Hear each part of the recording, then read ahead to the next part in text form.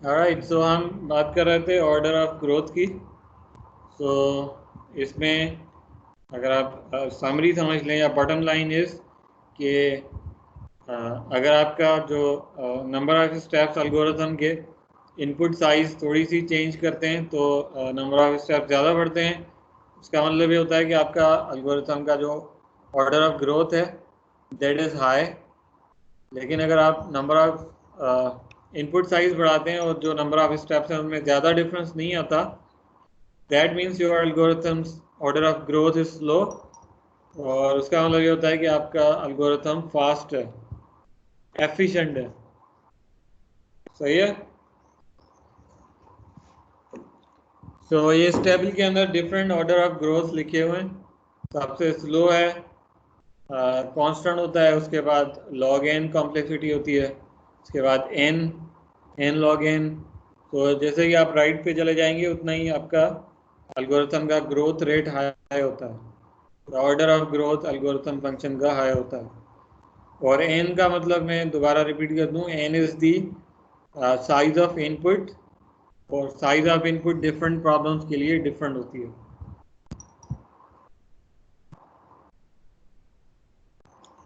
Alright, so continuing, magnitude of the numbers in table above has significance for the analysis of algorithms. The function growing the slowest among these is the logarithmic function. This one is the slowest among these. So here, it grows so slow that a program implementing such an algorithm would run practically instantaneously on inputs of realistic sizes. इस statement का मतलब ये है कि आप algorithm अगर इस complexity का एल्गोरिथम इम्प्लीमेंट करते हैं तो वो ऑलमोस्ट इंस्टेंटेनियसली आपका आउटपुट जनरेट कर देगा within no time for any realistic input size. सही है। On the other extreme you have exponential complexity algorithms.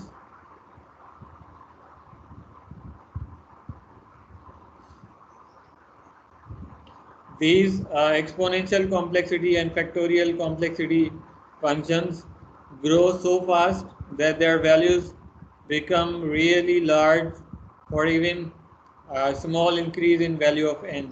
अगर आप इनपुट साइज थोड़ी सी भी बढ़ाते हैं तो उनकी जो नंबर ऑफ ऑपरेशंस हैं they become so large that they are almost impractical. So example यहाँ पे भी लिखी हुई है, it would take about 4 times 10 power 10 operations. Sorry, 4 times 10 power 10 years for a supercomputer to execute 2 power 100 operations.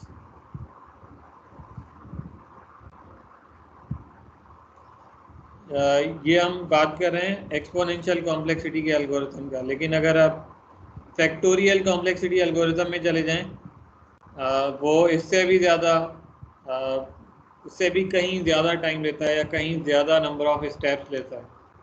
सही है। तो अगर आपकी एन यानी कि साइज ऑफ इनपुट एन 100 है, सो आपका जो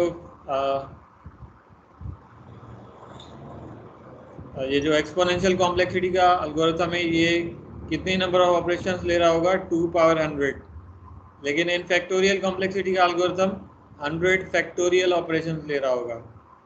सो इवन अगर आप 2 पावर 100 एक्सपोनेंशियल कॉम्प्लेक्सिटी के एल्गोरिथम को उठाएं और उसको सुपर कंप्यूटर पे एग्जीक्यूट करें तब भी वो इतने साल ले रहा होगा। और ये जो नंबर है 10 power 10, it is the estimated age of Earth, 4.5 billion years ये बनते हैं।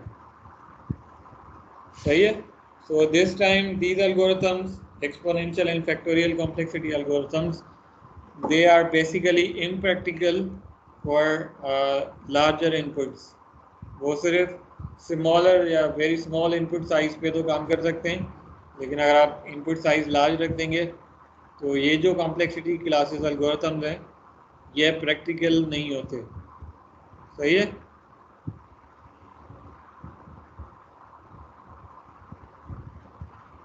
So there is a tremendous difference between the order of growth of exponential complexity 2 power n factorial complexity n factorial algorithms. But both of these are often referred to as exponential growth functions.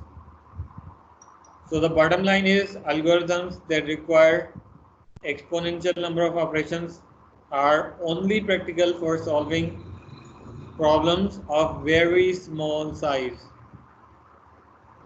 तो अगर आपकी problem size जो है n की वो smaller है उस case में तो दे विल वर्क, बट अगर आप साइज थोड़ी भी मीडियम या लार्ज साइज पे आते हैं दो algorithms will be impractical even on super computer.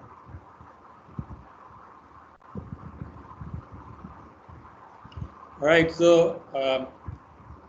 qualitative difference among the order of growth of functions can also be observed by observing how fast they react to a two-fold increase in the value of n. अगर आप input size की value को change करते हैं, double करते हैं to fold increase में, तब भी आप नंबर ऑफ स्टेप्स को चेक करके उनका जो ऑर्डर ऑफ ग्रोथ है उनका अंदाज़ा लगा सकते हैं, उसको ऑब्जर्व कर सकते हैं कितना फास्ट ग्रो करते हैं। तो इन सारे एग्जांपल्स को देख लेते हैं, इन सारी कॉम्प्लेक्सिटी क्लासेस की एग्जांपल्स को। For example the function logarithmic complexity का फंक्शन है log n, ये वाला जो सबसे ज़्यादा एफिशिएंट है। इसको अगर आप टू फोल्ड इंक्रीज करेंगे तो आपकी वैल्यू में या नंबर ऑफ स्टेप्स में सिर्फ एक ही नंबर इंक्रीज होगा, because log times two log two n two times two fold increase कर रहे हैं, यानी कि n को डबल कर रहे हैं। So log 2n equals to log 2 plus log n which is equals to 1 plus log n। सही है। तो सिर्फ एक ही स्टेप का इजाफा होगा अगर आप वैल्यू को इनपुट साइज को डबल कर देते हैं लॉगरिथमिक फंक्शन में। इसी तरीके से अगर आप जो लीनियर कॉम्प्लेक्सिटी का फंक्शन है उसमें अगर आप इनपुट को डबल करेंगे तो नंबर ऑफ ऑपरेशंस डबल हो जाएंगे। सही है। फॉर एग्जांपल n की जगह आप 2n रख देंगे, n 10 है तो इसको 2n यानी कि 20 नंबर ऑफ इनपुट साइज 20 कर देंगे तो n भी क्या हो जाएगा 20 हो जाएगा। सही है। 2 टाइम्स 10 पावर 1 हो जाएगा। तो इसमें लीनियरली जितनी इनपुट साइज बढ़ेगी करेस्पॉन्डिंगली लीनियर ग्राफ बढ़ेगा आपके नंबर ऑफ ऑपरेशंस का। नेक्स्ट क्लास आपके पास है n log n। इसमें अगर आप n की वैल्यू डबल कर दें तो रिजल्ट क्या आएगा,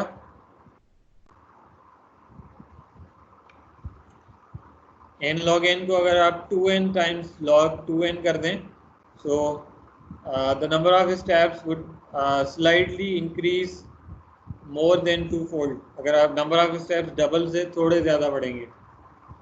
क्वाड्रेटिक फंक्शन स्क्वायर्ड की तरफ आ जाए या क्यूबिक की तरफ सो they will increase.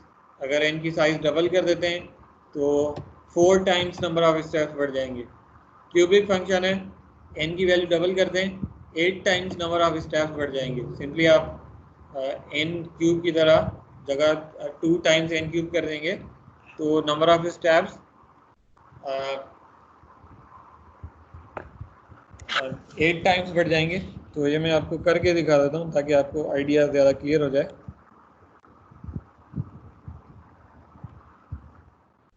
For example आपके पास n की साइज है 10। सही है। सो आप इसको रखते हैं स्क्वायर कॉम्प्लेक्सिटी के एल्गोरिथम में। सो डिफरेंट कॉम्प्लेक्सिटी एल्गोरिथम रख के देखते हैं। एक है आपका log of big O of n, दूसरा है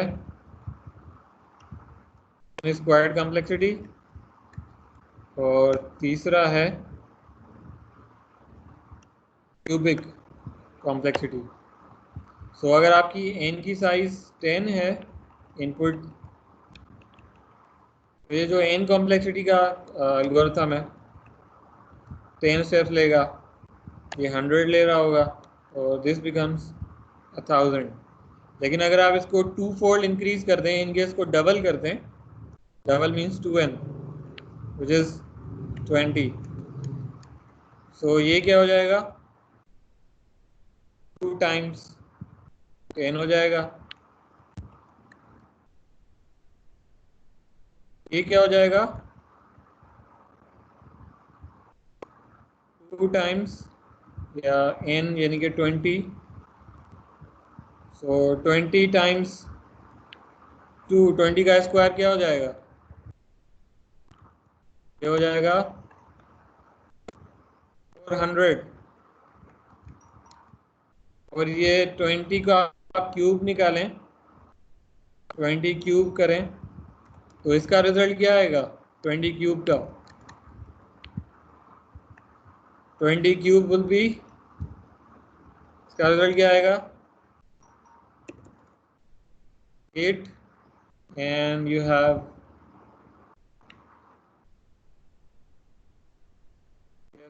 8000। सो देखिए आपने सिर्फ n को डबल कर दिया, n की वैल्यू 10 थी, उसको सिर्फ आपने 20 कर दिया, डबल कर दिया। सो जो n कॉम्प्लेक्सिटी के एल्गोरिथम थे उसमें कितना इंक्रीज आया, n की जगह 20 हो गए, n स्क्वायर्ड 100 की जगह 400 हो गए, यानी कि इंक्रीज कितना आया 4 टाइम्स। क्यूबिक कॉम्प्लेक्सिटी के एल्गोरिथम में इंक्रीज कितना आया 8 टाइम्स। नंबर ऑफ ऑपरेशंस, अगर आपने इनपुट सिर्फ डबल की है, 10 की जगह 20 कर दी है, डबल की है, तो देखें जो आपका लीनियर कॉम्प्लेक्सिटी का एल्गोरिथम है उसमें number of step simply double हो गए। जो स्क्वायर कॉम्प्लेक्सिटी के फंक्शन हैं, एल्गोरिथम्स हैं, उनमें 4 टाइम्स नंबर ऑफ स्टेप्स या नंबर ऑफ ऑपरेशंस 4 दफ़ा ज़्यादा बढ़ गई। इसी तरीके से क्यूबिक कॉम्प्लेक्सिटी का एल्गोरिथम है, उसके अंदर नंबर ऑफ स्टेप्स 8 टाइम्स बढ़ गए। इसी तरीके से अगर आप आगे चले जाएं 2n की तरफ चले जाएं, तो 2n क्या होगा 2 पावर n, 2 पावर n को आप n की जगह रख दें 2 पावर 10, रिजल्ट क्या आएगा 2 पावर 10 का,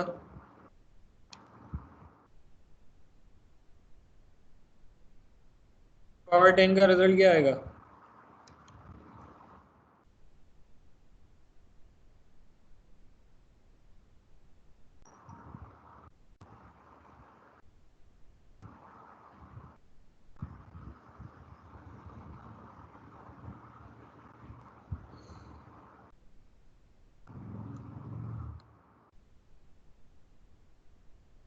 तो पावर 10 इज,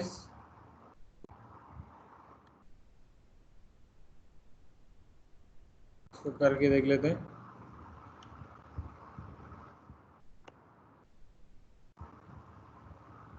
1024। लेकिन अगर इसको आप n को डबल कर दें 2 पावर 2n कर दें, यानी कि 2 पावर 20,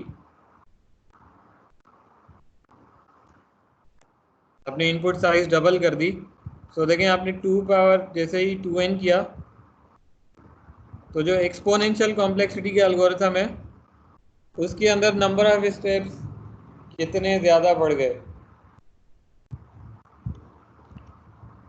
2 पावर 10 था, आपका इनपुट साइज 10 था, तो 1024 स्टेप में सॉल्व हो रहा था। लेकिन अगर आपने सिर्फ 20 कर दिया तो number of steps are much much much more. सही है।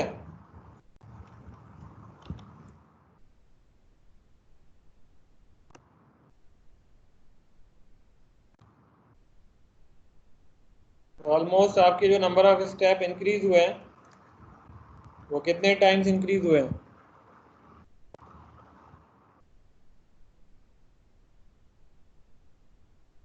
मोर देन 500 टाइम्स आपके नंबर ऑफ स्टेप्स इंक्रीज हो गए। सही है। अब जो सबसे ज़्यादा हाईएस्ट कॉम्प्लेक्सिटी क्लास है उसकी अगर हम बात करें, विच इज़ एक्सपोनेंशियल कॉम्प्लेक्सिटी, तो आप 10 फैक्टोरियल का रिजल्ट निकालें, क्या आता है? n की वैल्यू 10 है, 10 फैक्टोरियल विल बी 10 फैक्टोरियल का रिजल्ट क्या आएगा?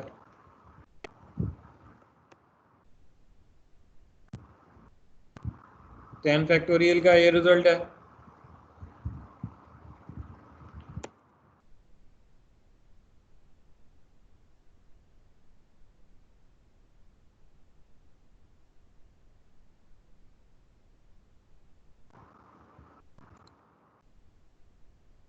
लेकिन अगर आप 10 की जगह आप इनपुट साइज यानी कि n को 20 कर दिया तो 20 फैक्टोरियल का रिजल्ट देखें।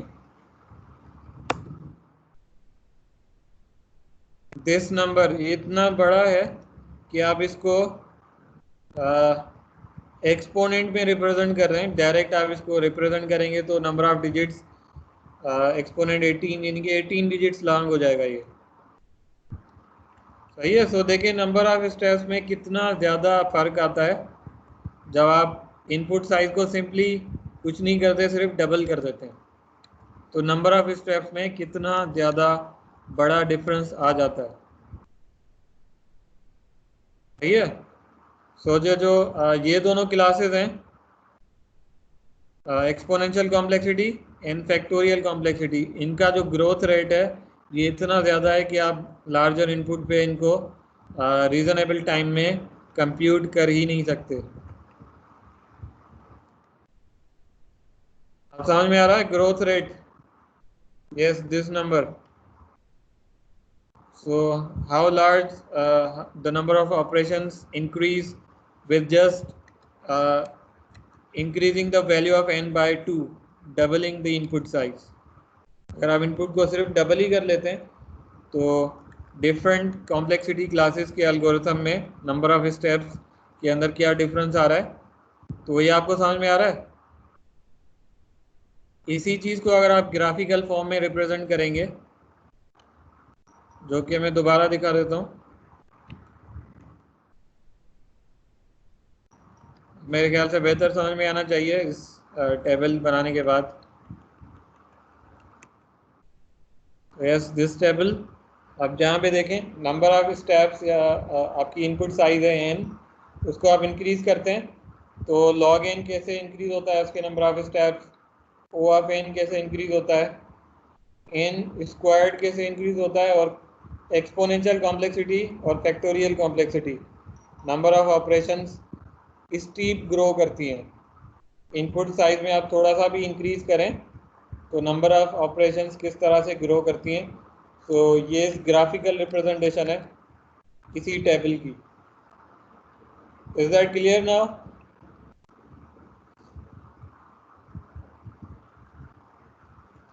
तो इसी वजह से ये जो एक्सपोनेंशियल कॉम्प्लेक्सिटी के एल्गोरिथम्स हैं इनको हम इन प्रैक्टिकल एल्गोरिथम्स कहते हैं। ये प्रैक्टिकली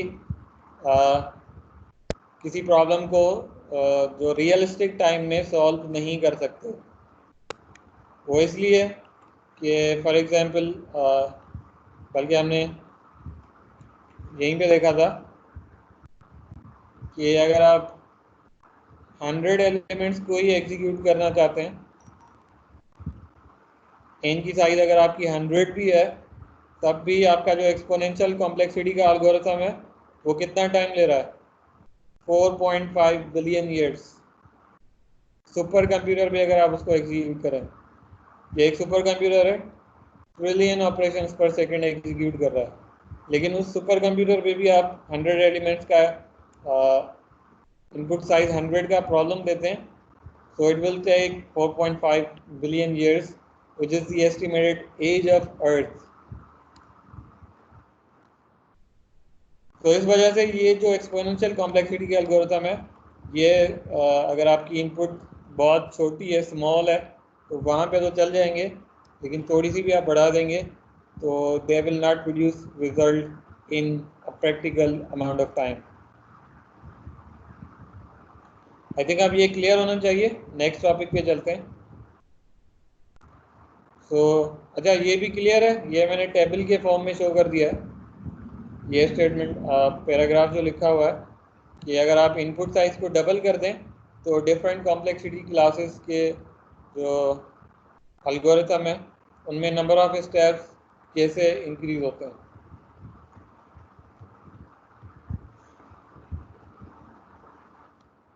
अच्छा यहाँ तक पहले कोई क्वेश्चन हो तो वो कर लें।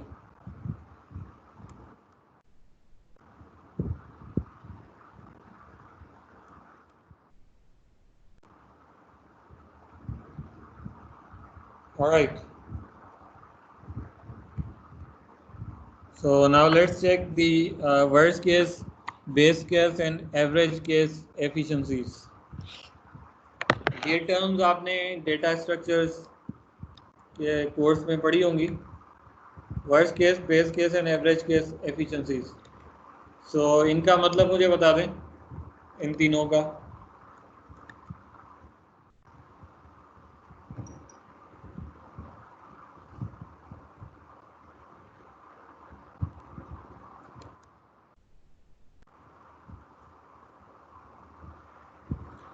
इन तीनों का मतलब बता दें। वर्स्ट केस एफिशिएंसी क्या होती है पहले ये बता दें।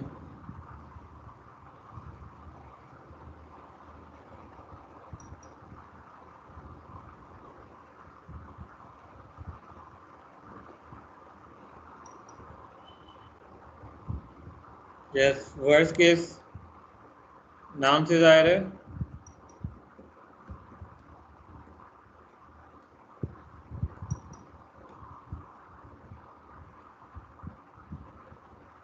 ठीक है।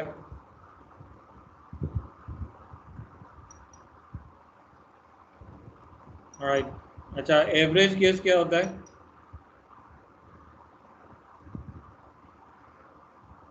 What is average case?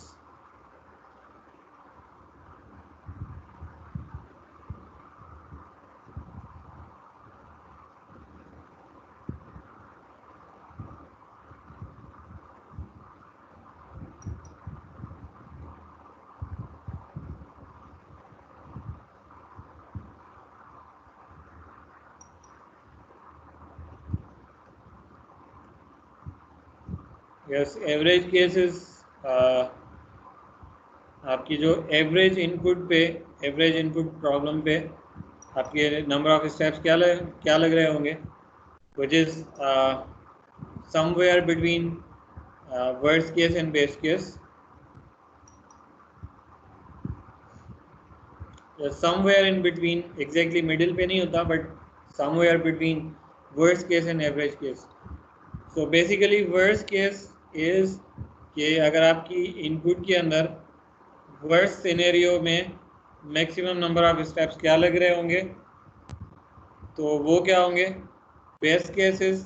अगर आपकी इनपुट के अंदर minimum number of steps solve करने के लिए प्रॉब्लम को क्या लग रहे होंगे, that is your best case. Average case is something between worst and best case. So इसकी मुझे कोई एग्जांपल बता दें, सिंपल एग्जांपल दे दें एरे के हवाले से। अगर मुझे एरे में सर्चिंग करनी है, लीनियर सर्च अप्लाई करना है, I have to apply linear search algorithm on an array, unsorted array। किसी रैंडम एरे पे मुझे लीनियर सर्च एल्गोरिथम अप्लाई करना है, तो उसका वर्स्ट केस क्या होगा, वर्स्ट केस सिनेरियो क्या होगा?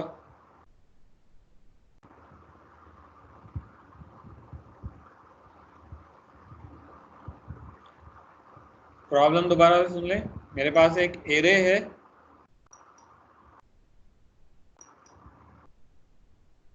यस ठीक है, लास्ट नंबर।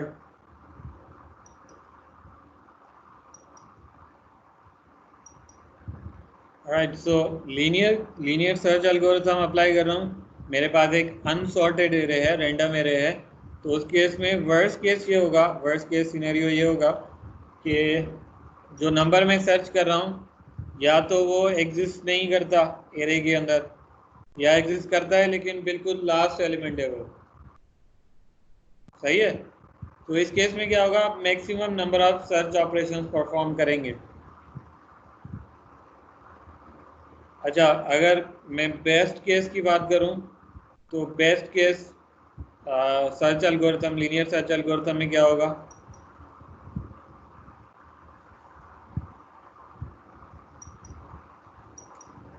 यस, जो नंबर मैं सर्च कर रहा हूं that number should be the first number in the अरे.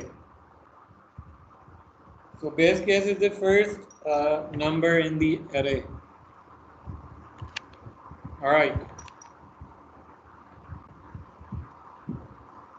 अच्छा, आप इसी सेम एक प्रॉब्लम को ले लेते हैं. Yes, it's correct. बट अब सेम प्रॉब्लम को ले लेते हैं. अब मुझे बताएं कि जो जीसीडी एल्गोरिथम अभी हम कर रहे थे, तो जीसीडी एल्गोरिथम के केस में what should be the best case and what should be the worst case? GCD algorithm के केस में बेस्ट केस क्या होगा और वर्स्ट केस क्या होगा, ये बता दें.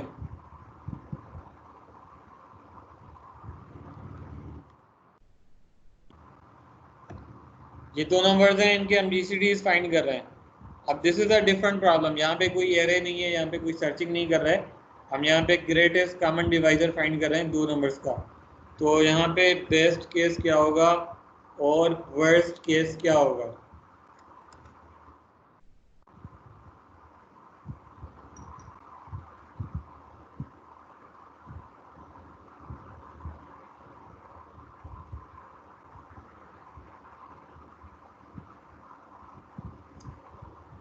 मिनिमम नंबर ऑफ स्टेप्स, ये डेफिनेशन है बेस्ट केस की, ठीक है. लेकिन बेस्ट केस एरे के केस में क्या होता है?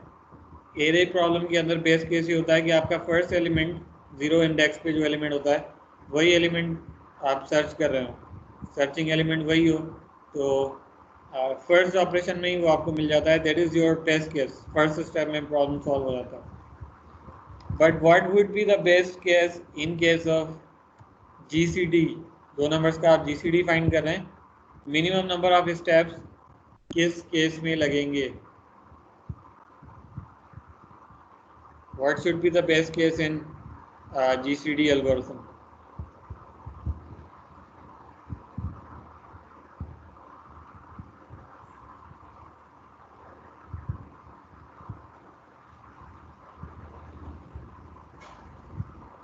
ये GCD एल्गोरिथम है, कॉन्सेक्यूटिव इंटीजर चेकिंग एल्गोरिथम है, प्लस ये यूक्लिड्स एल्गोरिथम है.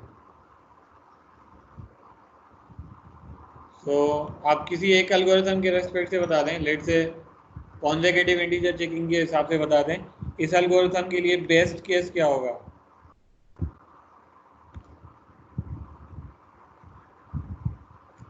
When both numbers are 1,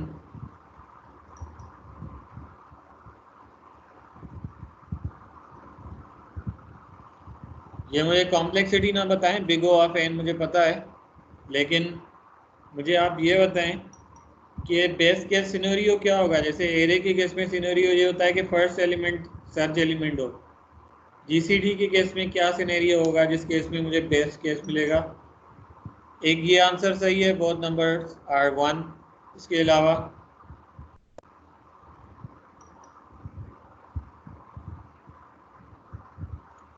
first step में फाइंड हो जाए जीसीडी, तो वो सिनेरियो क्या होगा जिसमें पहले स्टेप में ही आपको जीसीडी मिल जाएगा? वो सिनेरियो क्या होगा?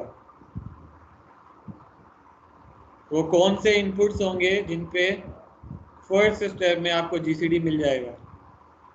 That is the question. ठीक है, अगर दोनों नंबर्स 1 है या मीन वैल्यू 1 है, that is the best case. इसके अलावा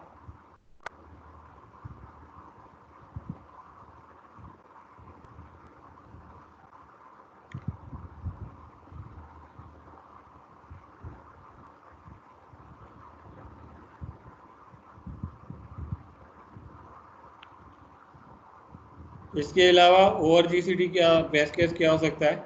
इसके अलावा भी हो सकता है, अगर दोनों नंबर्स की वैल्यू 1 ना हो, प्राइम नंबर बेस्ट केस नहीं देगा. नहीं, बिल्कुल भी नहीं.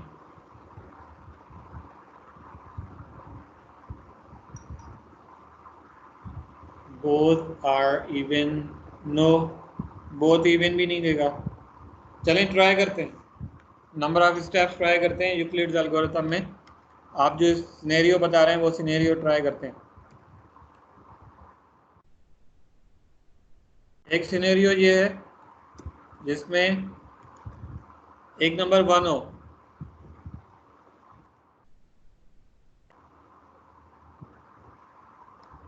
Number of steps 2,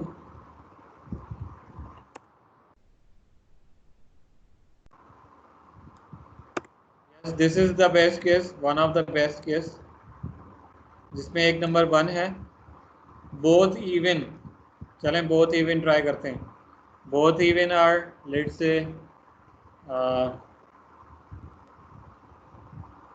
42। अब दोनों इवन है, 3 नंबर ऑफ स्टेप्स लग रहे हैं, यानी कि this is not a best case. This is one of the best case जहाँ पे नंबर 1 हो लेकिन बोथ इवन हो, ये बेस्ट केस नहीं है, इसमें 3 नंबर ऑफ स्टेप्स लग रहे हैं। सो और कोई सिनेरियो बता रहे हैं, जनरल सिनेरियो। प्राइम का किसी ने लिखा है, प्राइम नंबर हो, तो प्राइम नंबर के केस में देख लें, 7 ले लेते हैं, नंबर ऑफ स्टेप्स 4 लग रहे हैं, तो prime is not the best case.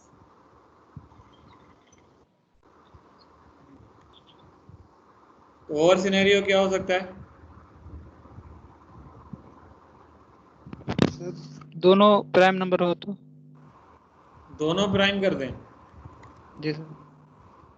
चलें दोनों प्राइम कर देते हैं, 3 स्टेप्स लग रहे हैं, this is not the best case again. Yes both numbers are same, ये बेस्ट केस है। मैं कह दूं कि let's say we have 4 and 4 दोनों सेम है,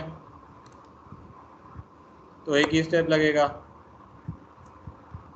दोनों नंबर सेम है, तो दिस इज बेस्ट केस। इसके अलावा भी बेस्ट केस है।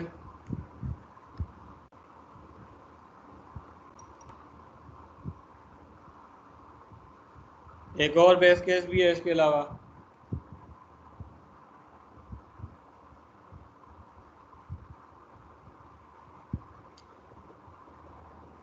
बोथ नंबर सेम हो या छोटा नंबर दोनों में से 1 हो, तो ये दोनों सिनेरियोस बेस्ट केस के हैं।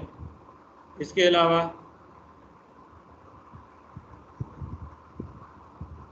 बोथ आर इवन नंबर्स,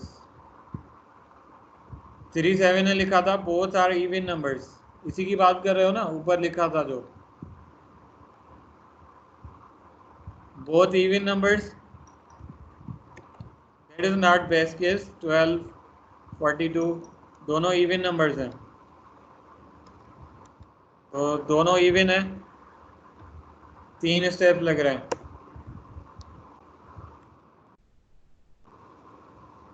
अच्छा चले अब मैं जनरल केस बता देता हूँ। जनरल केस ये है, सही है, जनरल केस नोट कर लें। General case of best case is कि जो 2 नंबर्स हैं उनमें से जो छोटा नंबर है वो बड़े नंबर को एग्जैक्टली डिवाइड कर रहा हो। फॉर एग्जांपल 6 एंड 12 हैं, तो एक नंबर एक ही स्टेप लग रहा है, सही है। 4 एंड 12 एक ही स्टेप लग रहा है, तो द जनरल सिनेरियो इज दोनों नंबर्स में से जो छोटा नंबर है वो बड़े नंबर को एग्जैक्टली डिवाइड कर सकता हो, that is the best case. Is that clear?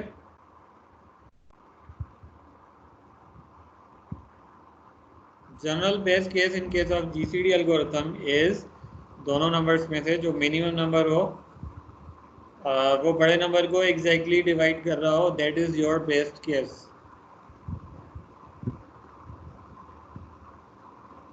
अब क्लियर है?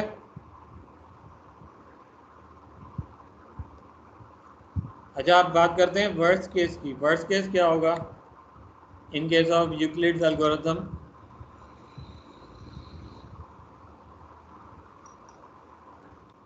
बेस्ट केस को दोबारा समझ लें। यूक्लिड्स एल्गोरिथम में देखें क्या हो रहा है।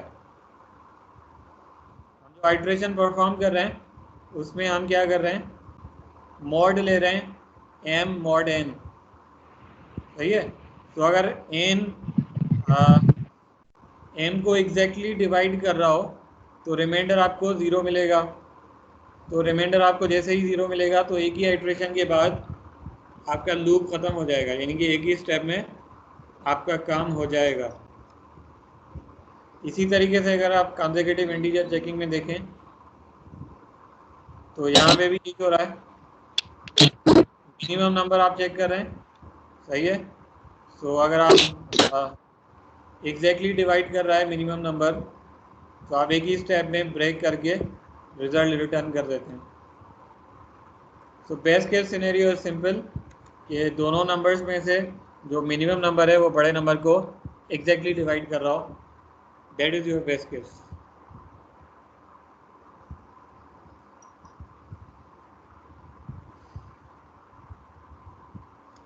आइट्रेशन ज़्यादा हो वर्स्ट केस होगा, ठीक है वो तो होगा, लेकिन सिनेरियो क्या होगा।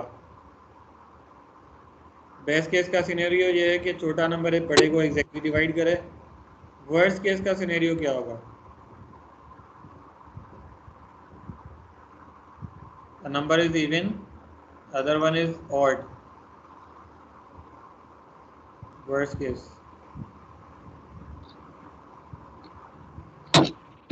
37 ने जो लिखा है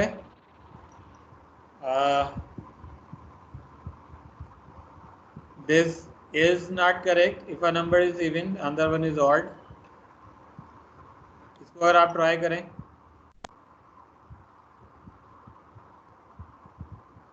एक नंबर इवन है दूसरा ऑड है, एक ही स्टेप में आ रहा है। तो 37 this is not correct. Camera बंद कर दो Hasnain. So this scenario is not correct. Both numbers are even. This is also not correct. यह सिनेरियो देख लें, बेस्ट केस है। This is also not correct, एक प्राइम हो दूसरा इवन हो।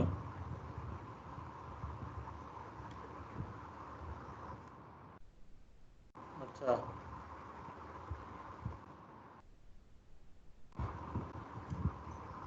नंबर ऑफ स्टेप्स 2,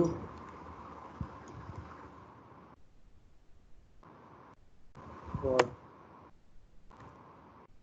सो ये जो सजेशन आई है एक नंबर प्राइम हो दूसरा इवन हो, this is also not the worst case.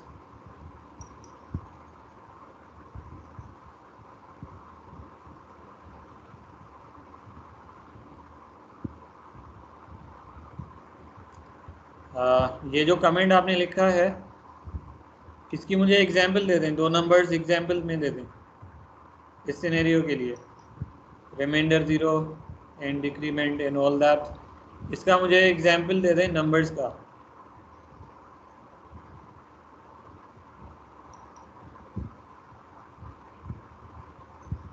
Yes this one, इसको मैं लाइक कर देता हूँ।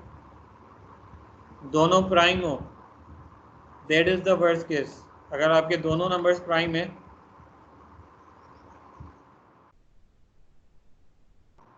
एक नंबर प्राइम है एक नॉन प्राइम है, तो नंबर ऑफ स्टेप्स कितने लग रहे हैं, 2 स्टेप्स लग रहे हैं।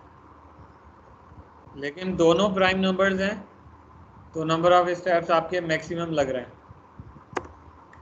So the worst case scenario is both numbers are prime।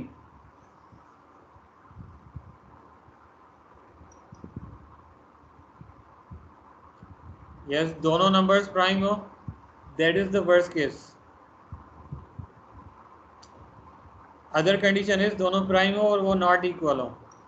Yes, 37 is correct। The worst case scenario is both numbers are prime and not equal। तो वर्स्ट केस सिनेरियो ये है,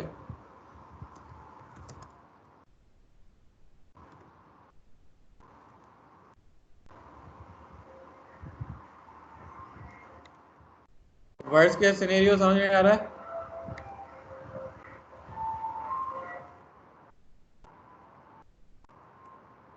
Best case scenario would be smaller number exactly divides larger one. तो दोनों number में जो छोटा number है वो बड़े नंबर को अगर एग्जैक्टली डिवाइड कर लेता है, that is your best case. Average case क्या होगा? इन दोनों कंडीशन में से, इन दोनों के बीच में बाकी जितने भी नंबर्स आते हैं इन दोनों केसेस के अलावा, वो आपके एवरेज केस कहलाएंगे। बेस्ट केस में क्या होता है?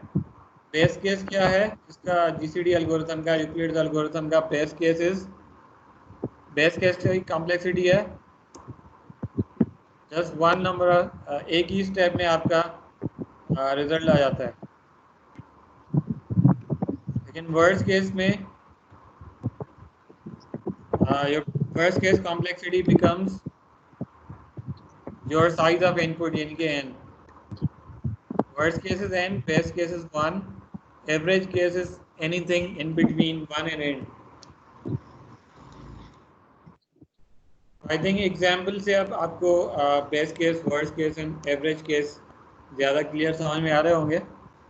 तो क्वेश्चंस हैं तो कर लें।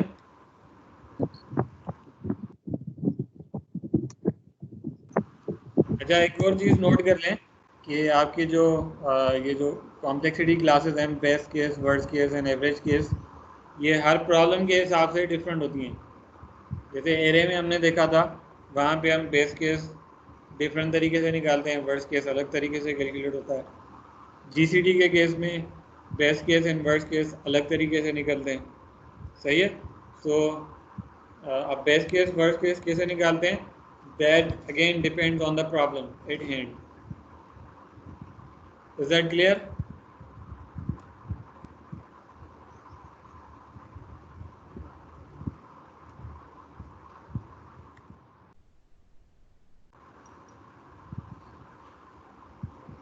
ऑलराइट। अच्छा, क्वेश्चन है तो कर सकते हैं।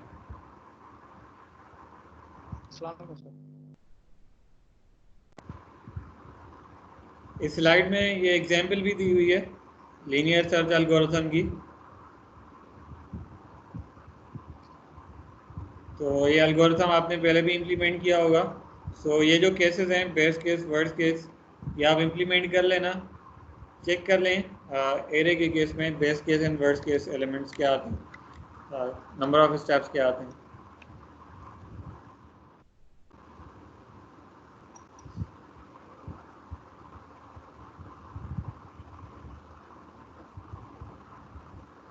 ये आज का टॉपिक था, आपकी average case, worst case, best case complexities या efficiencies. So hopefully this is clear to all. अस्सलाम वालेकुम सर। हेलो। यूक्लिड्स एल्गोरिथम में जो वर्स्ट केस कॉम्प्लेक्सिटी होगी, that is not the number 4, that is worst case complexity is n, big O of n, and n क्या है यहाँ पे? n is the size of input, सही है। सो अगर इसका मतलब ये है कि अगर मैं इनपुट साइज को बढ़ा दूँ, ये जो आपके पास प्राइम नंबर्स हैं इनको मैं बढ़ा देता हूँ, for example 113 and we have 111, तो अब नंबर ऑफ स्टेप्स 4 से ज़्यादा आने चाहिए। आई थिंक इनमें से कोई नंबर प्राइम नहीं है। Let's check again.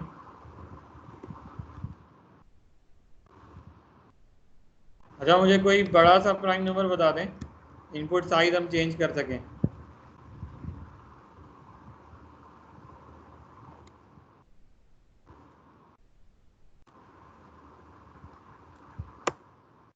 ये मेरे ख्याल से प्राइम नंबर ही है 1111, तो काफ़ी बड़ा नंबर है।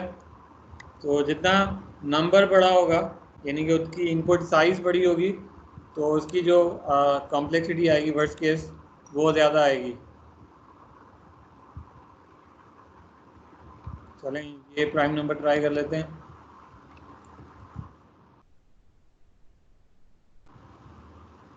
सो नंबर ऑफ स्टेप्स 7 आ रहे हैं वर्स्ट केस में। तो इट मीन्स के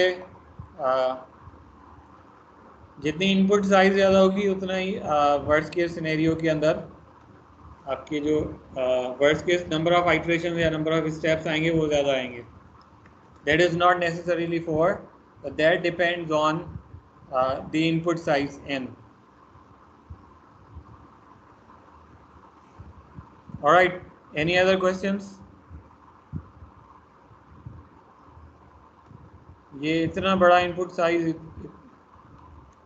ये तो बहुत ही ज़्यादा हो गया प्राइम नंबर।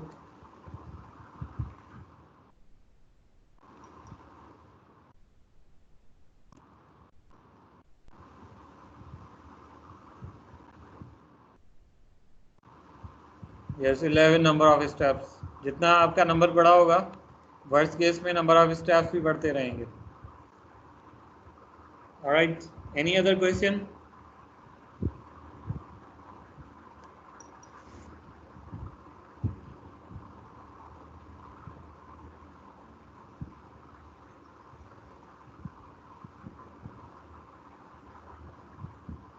अच्छा प्राइम नहीं है।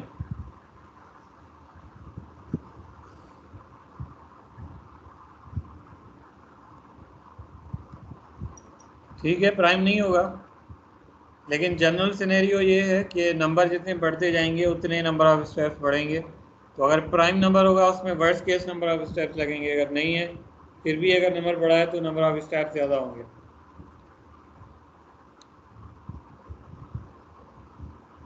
सही है, this might not be a prime number.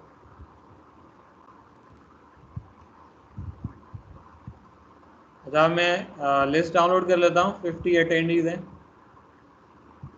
So form create नहीं कर रहा, बस मैं ये लिस्ट डाउनलोड कर रहा हूँ आपकी अटेंडेंस लिस्ट।